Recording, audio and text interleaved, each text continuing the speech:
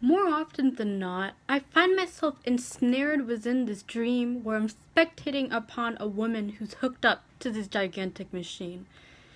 Tons of news reporters, photographers, and journalists are crowding around the glass separating us from the woman, trying to get the winning scoop or shot that would put themselves on the map.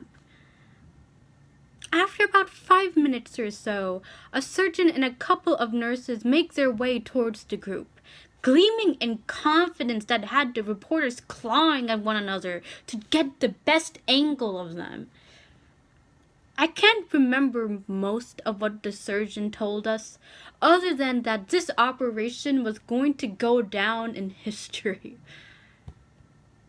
Everyone around me seemed excited and curious by this remark, and I couldn't help but acquire that same energy.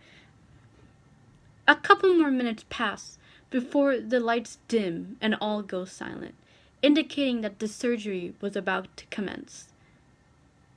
"Knife!" we hear the surgeon call out.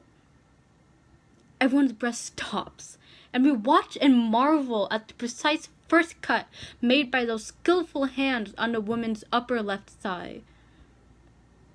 As the cut gradually becomes so deep, to the point where you can see the red muscle fibers break free, I was overcome with nausea before roughly grasping onto the table next to me, as I suddenly felt this excruciating pain manifest on my upper left thigh, making it impossible for me to support my weight for one moment. I figured it was because I've never witnessed someone cut open a human body before, and could only imagine the pain that she must have felt being the person actually going through this procedure. But it's a good thing patients are always given anesthetics beforehand, so she's all fine. She's good. Wait. She was given anesthetics before the surgery started, right? No, I don't remember seeing that part. All I remember is the surgeon making that first cut and wait, how much blood is in that bucket? Nah. I must have missed that step. I'm not a doctor, so it's not like I know any better, you know? Nonetheless, as that surgeon started slicing through those ocean blue veins and sun yellow nerves, saws through bones as if they were paper, and ultimately dismember a 2.5-foot leg of sagging flesh as children do to limbs of dolls, I realized that whatever was going on here is not right. No individual would voluntarily offer up their limb, especially when there seems to be no functional problem with it. One of the nurses comes out, right about 5 minutes or so, and I walked up to them, asking what exactly is going on here, because at least to me, it seemed as if they were mutilating her, rather than healing her. The nurse looked at me for a couple of seconds before cackling in a way that sounded like someone dragging their nails on a chalkboard, leaving me dumbfounded and angry. As the nurse regained their composure, they faced me, snickering while pointing at the woman behind the screen before saying, "Always wanted to be like Barbie. We're simply helping it get there." How disgusting. How terrifying.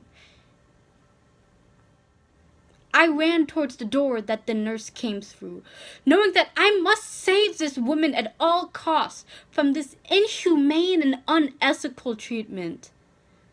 Just as I was about to put one foot through the door, a glass barricade emerged, preventing any entrance or exit from the two rooms. Great. Just great. I slammed onto the door until my fists were painted dark purple and blue, screaming for them to let me get in. Nothing changed. I turned back around, grabbing the table that I was previously near, and tried to smash open the glass. Nothing changed. In my last attempt, I spun around, practically begging for anyone to help me. But it was as if I were talking to a brick wall, for not one single person turned their head my way to acknowledge my desperate pleading. I collapsed onto the floor then, out of sheer helplessness and despair, for I've come to realize that there's nothing I can do to save this woman. All I could do was stare into the glass panel, watching as the surgeon continued to chop off her limbs while replacing them with prosthetics, rip apart her organs and nerves while replacing them with actuators and wires, and drain her of her blood before filling her up with murky, thick oil. At this point, I could barely move, for it felt as if I were the one having my autonomy violated. As if sensing my anguish, the woman slowly turned her head my direction, locking her eyes onto my teary ones. Through the watery haze, I was able to make out that she had been completely transformed into steel, bolts, and plastics, besides for one chocolatey brown eye.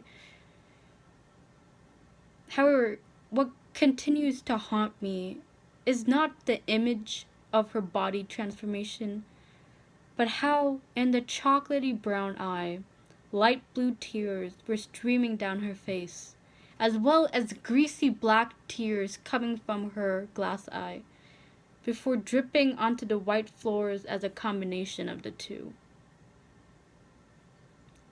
It was a struggle to breathe at that point, and I knew that I would be losing consciousness soon.